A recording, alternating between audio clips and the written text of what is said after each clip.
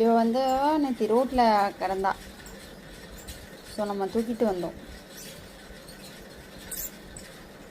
நடக்கிறத பாருங்க.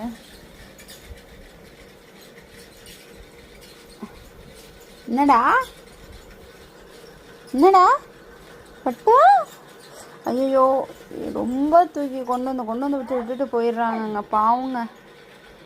என்னடா, கை கொடுங்க அக்காக்கு, கொடுங்க. நீங்கள் ஷேக்கன் கொடுங்க, நீங்கள் ஷேக்கன் கொடுங்க. அப்படி போதண்டி. கை கொடுங்க, கை தாங்க. காலைல டிவாமிங் கொடுத்துருக்குறோம், நைட்டு சாப்பிட்டா. ஏண்டி என்னடி அடிக்கிற அக்காவை? அடிக்காத.